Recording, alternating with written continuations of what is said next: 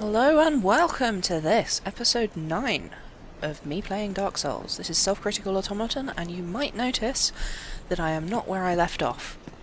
That's because I suddenly remembered that I promised to show off the lovely view from the Black Knight's tower. And I think it's worth going back up here, so here we are, emerging into the sunlight.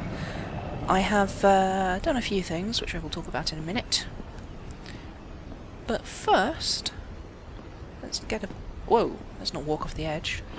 Again, at least this place had a handrail. Not a handrail, guard wall, whatever. Anyway, that down there is a big old dragon. Now, periodically he will fly away. It's just really difficult, and it might be completely random what triggers him to leave. It'd be really nice if he would leave, because then I could open the gate and have a shortcut, but yeah, because where we need to go next is actually over there. Remember at the other end of the bridge there was the basement door that we couldn't unlock? Yeah, that's where we've got to go next. So yeah, another view of... It's not even a dragon really, it's a drake, so you know. I don't know where it gets off having its being so arrogantly proud of itself. Oh, look at me, I'm massive and I breathe fire.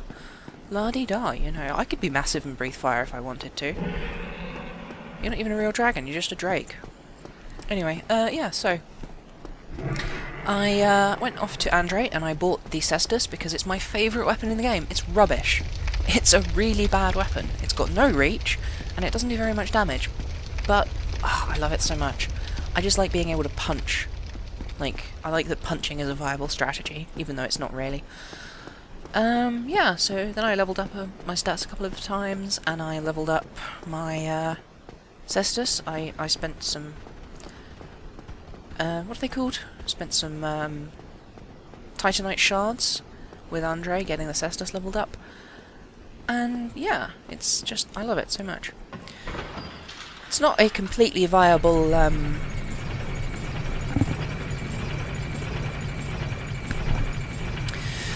It's not a completely viable thing, but you know, I'll probably keep switching weapons, but then just return to it periodically because I like it so much.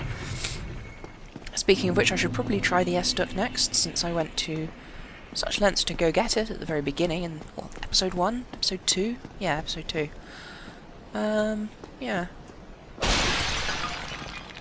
There's never anything in these. I mean, there's lots of breakable containers in the game, but they literally never have anything in them unless you can see it beforehand, so, you know. It's completely unnecessary to smash them like that, it's just that pot sometimes makes me paranoid.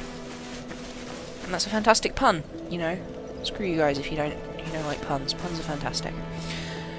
So yeah, I also made myself human, but on my way back up to the tower, I cleverly managed to get myself killed, so... I'm going to be undead for a little while, since I don't have enough humanity to turn myself human again. Oh well. Why, what a surprise. I didn't expect you to make it. Oh, nice that he has faith in me. Wait, was it you? You never give up, do you? I don't know how you do it. Well, don't stop now. Only one more. But it's going to be suicide. Such a creepy man. So creepy. So yeah, there was one other thing which I didn't do, which was to upgrade my Estus flask. Ah, look at this. It's Mr. Golden Man. Ah, hello there. I quite like his voice. Please, accept it. I'm it's interesting. grateful to you for freeing me. Yada yada yada. Not enough for you? Well, let's not be greedy now. Yeah, so everyone in this game is super creepy. I love his armor. I'm gonna see if I can get a closer look at it with the old Nox. Just hold still while I stare at you. Now, you might notice, like, he's wearing golden armor. It looks like it's rusted, but gold doesn't rust. Or is it brass armor? Brass doesn't rust either. So, the question is that blood? Is it blood or is it old corrosion? It's a mystery. Now, I love the design on his armor. The crown-like spars striking up into the air from the head and shoulders. And if you look closely, there is a pair of arms encircling his chest. That is fantastic. We learn about this guy later on, Lautrec of Karim, that he is he fell in love with the goddess of love, and he's sort of endlessly traipsing the world because of that. I love the symbolism of his armour literally having his lover's embrace built into it. It's also interesting that he sits here staring at poor Anastasia of Astora, because later on he's going to make some real trouble of himself, and it's often the case that people at the beginning of their playthrough, when he turns up here, just kick him off this ledge, because he's quite hard to fight. I mean, he's a skillful combatant. He's a knight, and he's much tougher than I am at this stage. Also, he uses a weapon called the shuttle, which is curvy, so it can get around your shield, and he can do damage through your block. So yeah, he's a huge pain to fight. So what people do is they just kick him off the ledge, so he dies from the fall. If you do that, you won't get his armour, but you will get his magic ring. So you know, swings and roundabouts. Now, the easiest way to get back up to where I'm going is probably to go straight up through the Undead Berg. I know it's a bit of a pain, but we should be able to zoom right through. Wow, I forgot about the fireball guy. Come on. Yeah, I'm not really acquitting myself very well, am I? Anyway.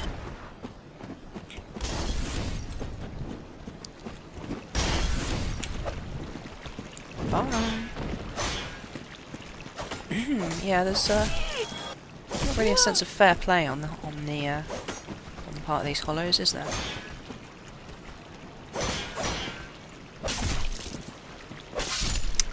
And yeah, this is the Cestus. It doesn't do much damage, but I like its fast attacks, and I just really like punching. I don't know why.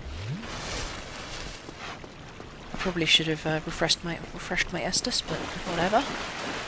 Give me some humanity. Come on. No? Ah, you suck anyway. Nobody likes rats. Okay, nobody likes giant, horrible monster plague rats. Like, real-world rats can actually be really snuggly and cute pets, you know? Very affectionate for rodents. So, yeah, I'm just going to zip through the Undead Berg here as fast as I can. I might stop off at the merchant's and get his bow, just because bows are useful. But then I don't want to...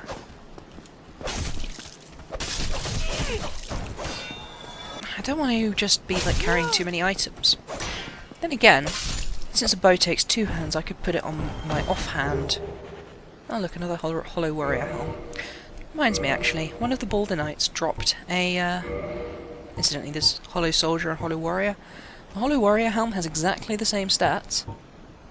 Actually no, it has 2 extra points of lightning resistance, and 1 less point of fire resistance. But it's also lighter, and so yeah. There's also the gargoyle helm that the gargoyles dropped when I killed them. Helm of the Gargoyle, an enchanted creature that guarded the Bell of Awakening in the belfry of the Undead Church. This bronze helm was for mere appearance's sake, as gargoyle skin is naturally hard.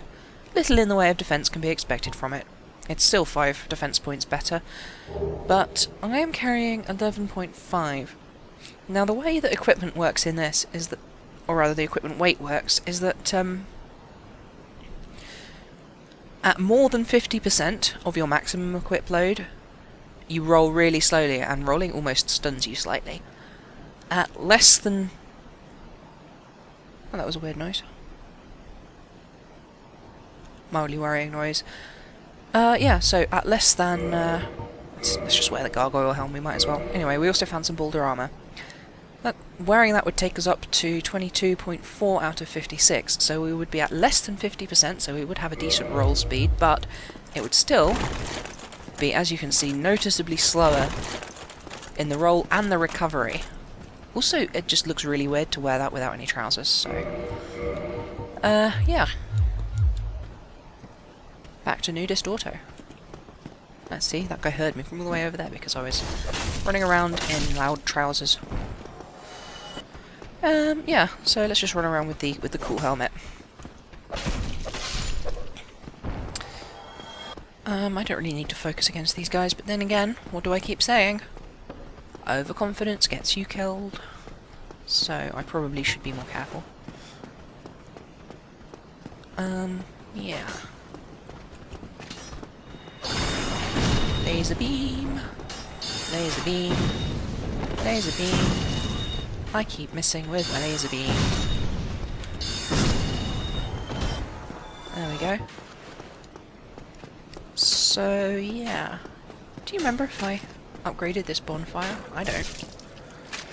Maybe you should pay more attention, Auto. But, you know.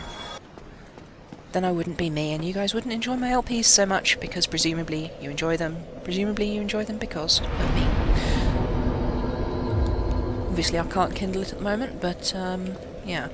I tell you what, I am going to go get that bow. It's quite... Oh shit, I forgot that everyone respawns. Wow. You know, I've spent hundreds of hours playing this game, but all it takes is one weekend spent playing Kerbal Space Program, and suddenly I forget how all of the mechanics work. Because that's what I was doing over the weekend. I was playing Kerbal Space Program. Also a very difficult game. At least for people who haven't literally studied orbital mechanics at NASA, at any rate. Yeah, so... This is probably just going to be a bit of a runny-roundy episode. My goal is to open up one shortcut, and that'll be the end of this episode, I guess. I mean, I'm already halfway through, and I've barely done anything. So yeah, at least I've got this cool helmet. There's this dickhead again. Oh, there you are. Still Captain Nasal Voice. Then go ahead. Don't be a nitwit. Never hurts to splurge when your days are numbered. Yeah, I still want that bathtub, mate. But oh no, the bathtub's not for sale. Or oh no, the bathtub's not for sale. Yeah, so I want to get the bottomless box, which is convenient, and the, I think he only sells a short bow, yeah. You can find other bows later on, but it's quite a long time before you get the first bow. So yeah, I'm just going to buy a bunch of standard arrows because, you know, there's no point getting fancy arrows if you don't have a fancy bow. 50 should do for now. Right. I could also buy chainmail from him, but I'm not gonna. Oh, go thank yourself. What does this say? Merchant ahead. Yeah, I know. He's annoying and I hate him. Oh, look, an item drop. I wonder what that was. A short sword. Short sword's pretty good, actually. It's basically the long sword, but shorter. And that's not even a glib answer, that's literally true. Ah, yes, I forgot. There's the shortcut here. Now, I could try and run past the dragon, but it will kill me. So I'm going to have to continue this way and climb up to the other side of the bridge. The way we went to fight the first boss originally. What was his name? Taurus Demon. So yeah, there's no reach on this weapon, but I do like it. I do like it a lot.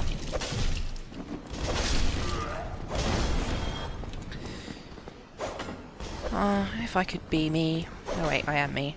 If I could be a Kung Fu version of me, that would be perfect. It's weird. My fondness for punching things doesn't actually extend to playing fight 'em up video games, you know? I mean, I like them, but I've never been any good at them, and I haven't played one in years. I think the last one I played was probably Dead or Alive on the Dead or Alive 4 on the Xbox 360, which I got for free. I wouldn't have spent money on it. It's a little bit too sexual objectification for my taste. Which, incidentally, is probably something I should mention about this game. Dark Souls is fantastic compared to the standard set by most games. Ooh, a battle axe. Let's use that for a bit. I really like the battle axe. I'm just disappointed it didn't drop on my first run through here. So, oh look, the Black Knight Greatsword. Used to face Chaos Demons. The large motion that puts the... that's not really relevant. Actually, no. The large motion that puts the weight of the body into the attack reflects the great size of their adversaries long ago. It's far too heavy for me to wield it, even two-handed. But look at that. That is massive. That's bigger than I am. What was I doing? Oh yeah, sorry. I always get distracted by new swords. So yeah, I should use the S-Stock for a bit, and I should use the Battle Axe for a bit. since I am trying to show off lots of stuff. I do like the battle axe. Anyway, now I was definitely talking about something a moment ago. I wonder what it was. Oh yeah! The non-sexualization of the female characters in this game is fantastic. There's 2, arguably 3 sexualized female characters, and it's actually fairly reasonable for those characters to be sexualized as compared to the other characters. Most of the women you meet in this game dress reasonably for what their profession is, you know? A sorceress wears robes, a knight wears armor. In fact, you remember Siegmeyer of Katarina, the Onion Knight? Yeah, we meet his daughter later on, Sieglinde, and she wears exactly the same armour as he does. It's just, like... God, the battle axe is so much better than everything else. It's just, yeah... I'm really pleased with how this game deals with that sort of stuff. You can have sexualization in your game, it's fine, just make sure that it's only in, you know, situations where it's reasonable for sexualization to exist, and make sure that, you know, women wearing armour aren't wearing boob plate, they aren't wearing, you know, armoured thongs. Like, the Dark Moon Knightess, her armour is basically just the same armour a dude might wear, you know? It's armour. Ah, these guys thought I forgot about them, but I didn't. I never forget. It's something I share with elephants, along with my enormous size. So yeah, this is, as you probably recall, where we fought the Taurus demon. And over there is where the... Oh, the bloody dragon's gone! I don't believe it. Yeah, so, I mean, the reason I had to fight my way back up here instead of just climbing up through the bridge support is... Oh, now he's back again. You suck! Dragons are terrible, I hate you. Yeah. Is that dragon... I can run from here into a safe spot on the middle of the bridge, but I can't run from that safe spot to here, because it doesn't start breathing fire until you get a bit of distance in there, and the fire reaches further in this direction than it does in that direction, so yeah. Anyway, this is where we need to go now. Is Solaire still here? No, I suppose not. Maybe I can learn Praise the Sun from him later. Anyway, it's time to head down into the lower Undead Burg. It's always tempting to just jump off ladders, but if you do it here you will die, because it's a long way down. Clunk. Why did I make that noise? I'm wearing bare feet. So, yeah. Now, just through here is a shortcut I'm going to open. I've got lots of stuff to say about this area, but I'm not going to say any of it this episode, because we are running up against the time limit. My self-imposed, technically pointless time limit. Remember this? I looked through that door... Sorry, I looked through that window ages ago and pointed out that its only purpose is to show you that there is this shortcut here.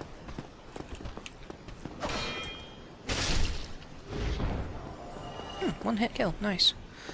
So yeah, it's a bit awkward to walk around the door that way. You'd think whoever installed it would have put it on the other side, but you know, you can't trust the people of Lordran to make sensible architectural decisions, quite frankly. So yeah, I think that's about it for this episode. I'm just going to level up once more while I'm here. And I suppose I'll use the bottomless box as well.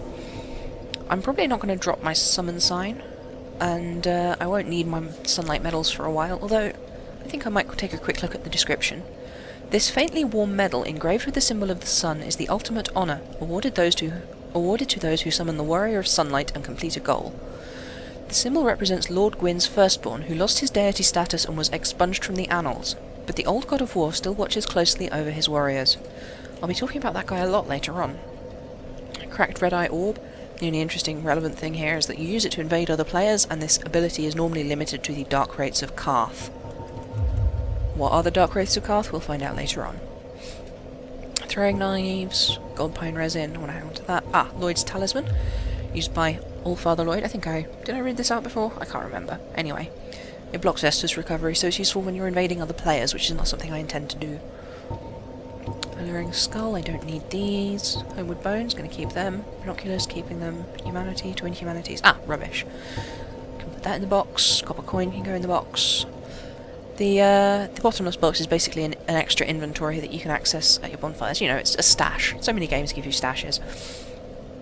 Short sword, long sword, straight sword hilt, Zweihander, black knight, great sword. Oh no, actually I'll hang on to the S-Stock. Hand axe, battle axe I'll hang on to, club. Should I hang on to the Morning Star? Yeah, okay. Spear is basically the same as the winged spear, but not as cool. I'll probably put the winged spear away as well, because I've used it for quite a while. I'll hang on to the halberd for now, and the cestus, and the short bow. Not the crossbow. Don't need the spare catalyst. Don't need the talisman. Don't need the Caduceus round shield, although... decorated by an ancient blue Caduceus, although it's not, that's not what a Caduceus is, giant trees in Lorden are distant offspring of the great stone arch trees. This shield inherits their properties, and the wood greatly reduces magic damage. So yeah, when fighting magic characters, it's worth having for the magic resistance, although it's only 65, which isn't that high.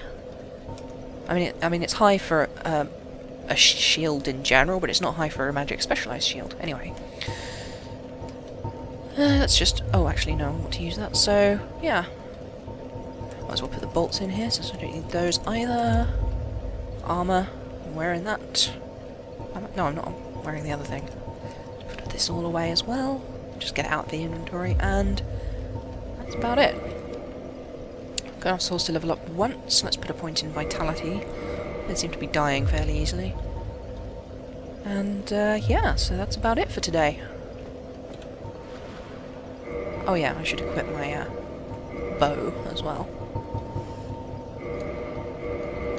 Okay, that's it for today. Tomorrow we'll be heading down into the Lower Undead Burg. I will see you then. Bye. It's a pleasure to provide entertainment for you all. Bye.